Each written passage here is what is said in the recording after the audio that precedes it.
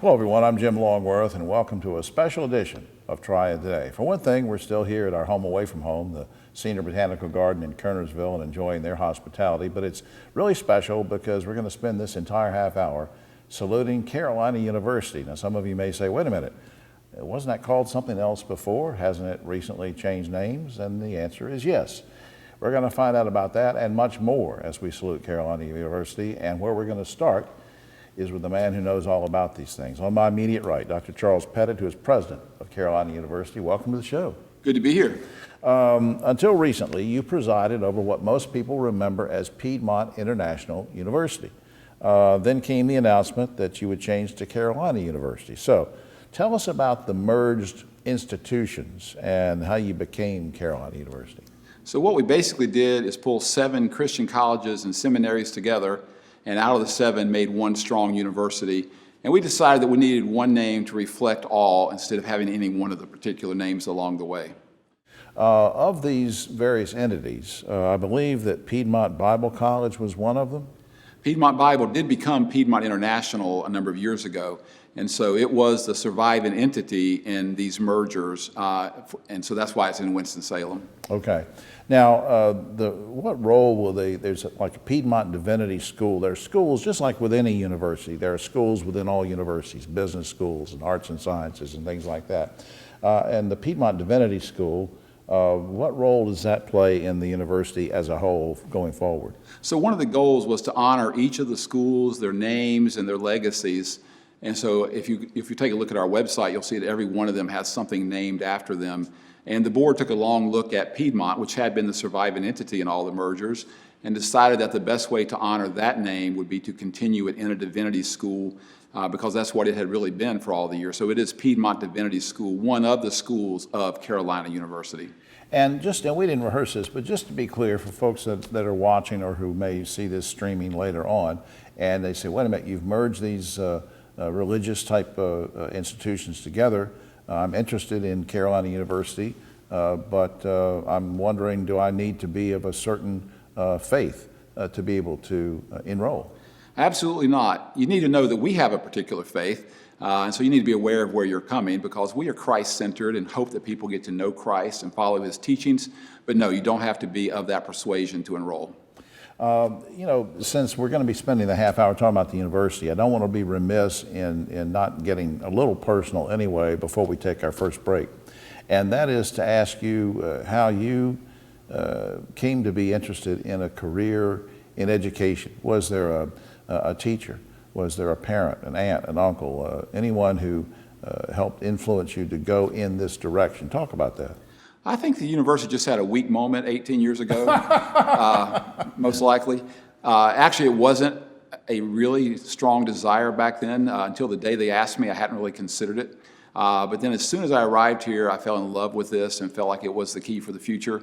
And I may be the longest serving university president in the Triad, maybe the state. I haven't really checked. I don't know. That's right. But I know in the Triad, I've been here a long time. I know. It can be a bit of a challenging role. I think the national average for tenure for college presidents is 3 to 5 years, somewhere in there. Right. And so, at least one way I'm above average. I've been here a long time. Yeah, we'll also mention that later on, because it is quite an accomplishment, and we're going to keep you at least through this show, that's for sure. Up on screen, I want to do something just to make sure that we're going to do this throughout the program for people that want information, and that's the general website. Go to this, www.carolinau.edu. carolinau.edu is the general website where you can find out all sorts of information about the university, its various programs and academics. Later on, we'll have a very special guest to talk about some of those academics, but coming up after this particular break, we'll be back with Dr. Pettit to talk about some things in general about the university you might want to know. We'll be right back today as we have our special salute to Carolina University. And with us once again in this segment is our good friend, Dr. Charles Pettit, who's president of Carolina University. Thanks for staying with us on this. Great to be here. 2020 has been, I don't think it's just my opinion, 2020 has been the worst year on record for higher education in general in terms of overall enrollment. And yet, despite the pandemic, despite the mergers we talked about and all that entailed and having to do that and the name change, Carolina University has done pretty well. And so I guess my question is, How is that? Give us some background, some statistics. How have you managed to do that? So this isn't just for shock value, but we've been saying that 2020 has been the best year ever for the university, mainly because we've had unprecedented and in some ways unparalleled enrollment growth. You're right, across the entire industry there has been serious decline in enrollments, and every article you read talks about it, and the numbers are staggering when you really look at it. And a number of colleges have closed and are closing, and during that same time we have seen double-digit growth in our enrollment. Our new student enrollment is up 60% this fall over last fall. So we've never seen growth like that. And when you consider that we did it in the middle of a name change, civil unrest across the country, a contentious election cycle, and of course, COVID-19, it's even more incredible and delightful really to see the growth. This is amazing. Did you, I guess this is gonna sound like a strange question, did you come up with some kind of a strategy to be able to make this happen? Did it sort of unfold because people realized how attractive it was to get involved with the university, or how did you sort of foresee this going in?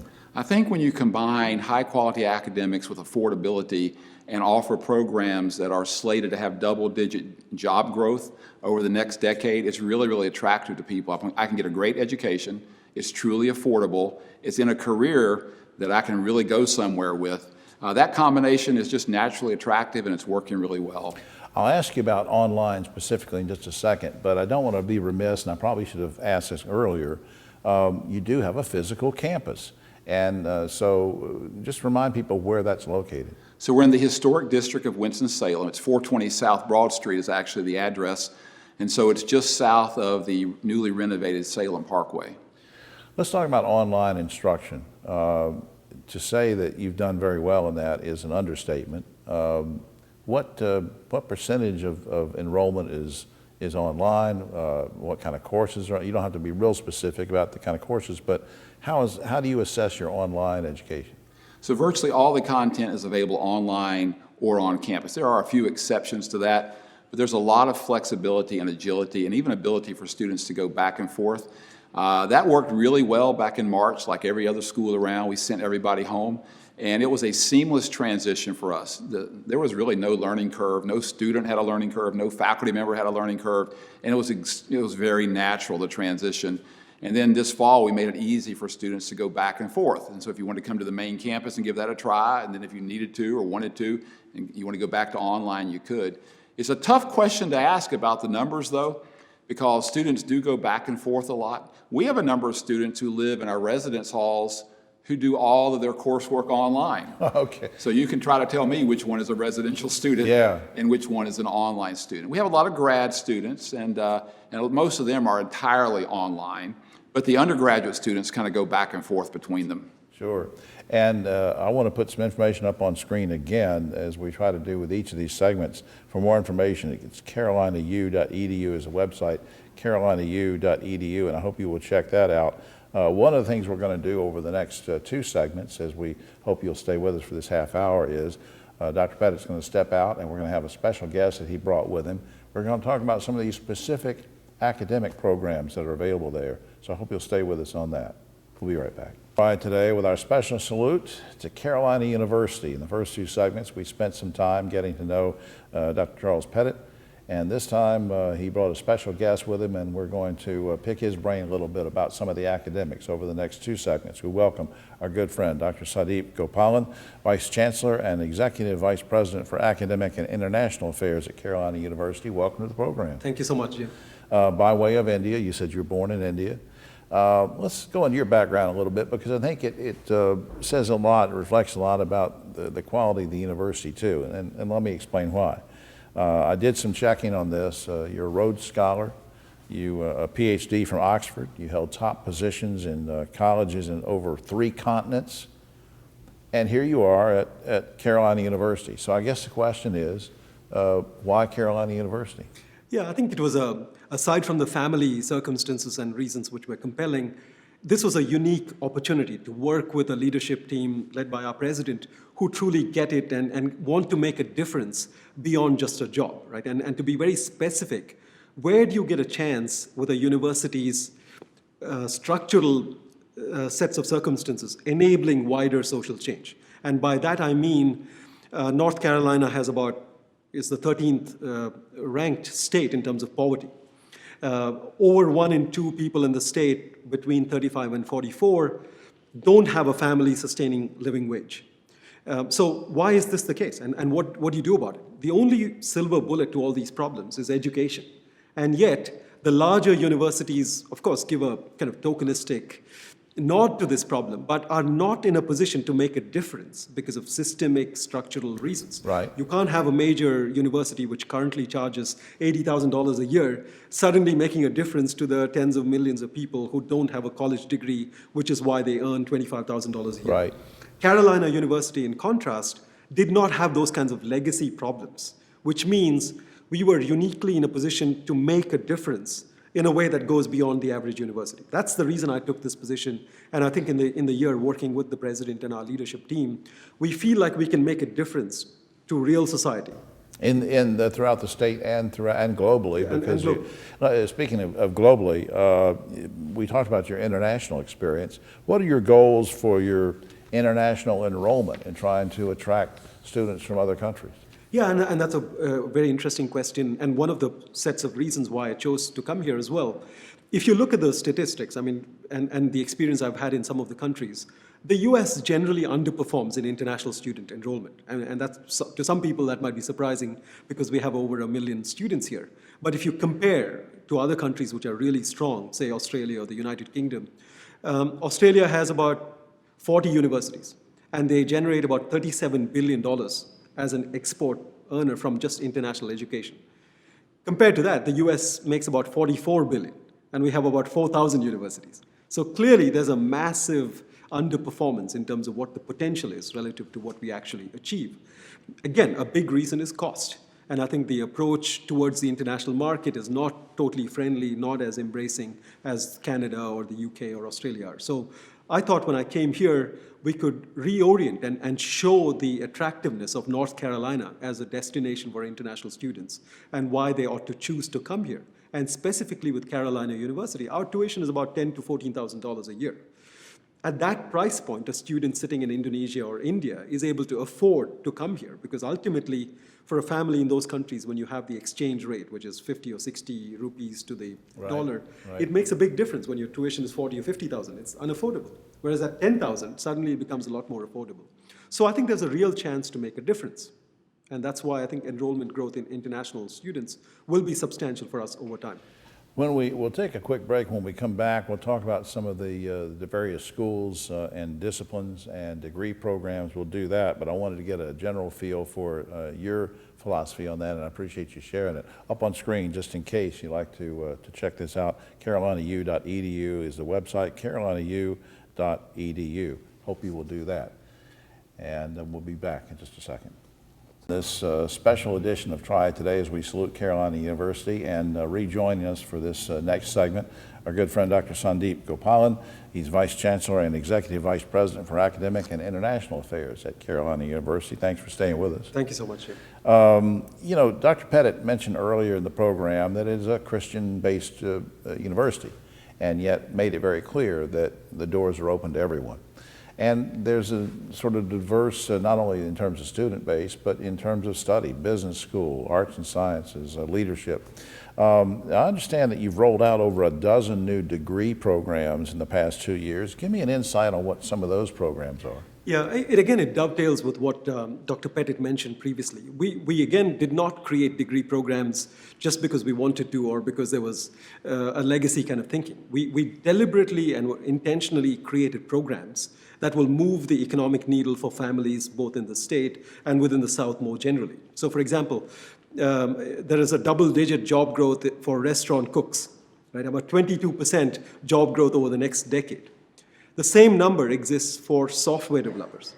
So guess what? If we created a degree program that would create more restaurant cooks, would that really help economic mobility? No, because the median wage for cooks is about $27,000. Whereas for software developers is about $106,000. Wow. So what we tried to do is not just create programs without thinking about it. We wanted to create programs not just which had double-digit growth, but also had very high median wages. So that's why we've created programs in information systems, in data science, and things like that. So for example, statisticians and data scientists, median wages are in the six figures. And again, the job growth projections for the next decade are about 30%.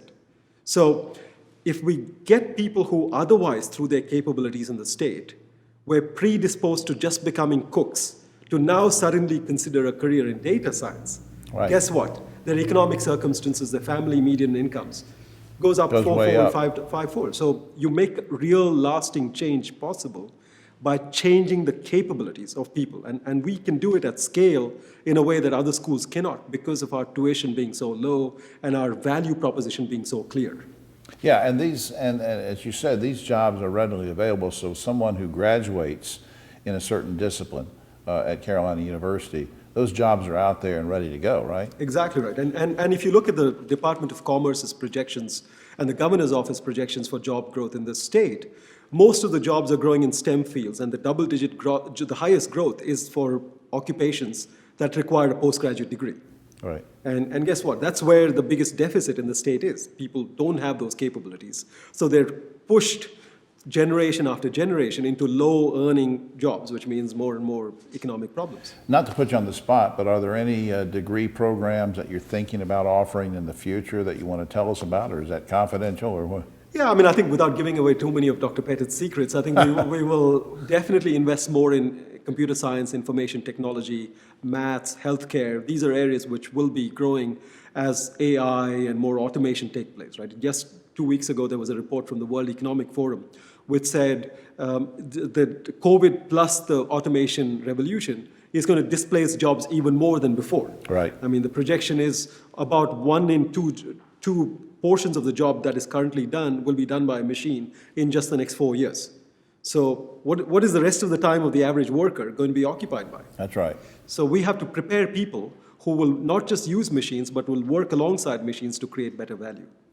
Right. I want to, later on, Dr. Pettit's going to join us for the final segment, and we'll wrap up. But one thing I want to put up on screen as well, carolinau.edu, again, to remind folks to go to this website, carolinau.edu. And very quickly, before we wrap up this segment, this sort of dovetails with something you said earlier, but there are students seem to be transferring from major four-year universities to Carolina University. That's no accident. And that's a new phenomenon for us as well. I think it's part of a nationwide push towards value, because people now are asking, why do we pay $40,000, $50,000 a year and graduate with $200,000 in debt? I mean, college debt now is the second category of debt after mortgages in this country. Right. And that's a shocking number. So people are saying, let's get value for what we pay. Absolutely. And that's why we're attracting students. Absolutely. All right. We'll wrap up this special salute to Carolina University in just a moment. Back now for our final segment of our Triad Today special salute to Carolina University, and we bring together the two gentlemen you've heard from individually early in the program, and so we'll have a sort of a group discussion here in our final few minutes. Again, Dr. Charles Pettit is here, President of Carolina University, and for those of you tuning in late, Dr. Sadeep Gopalan, he's Vice Chancellor and Executive VP of Academic and International Affairs at Carolina University. Gentlemen, there's so many things we could get into.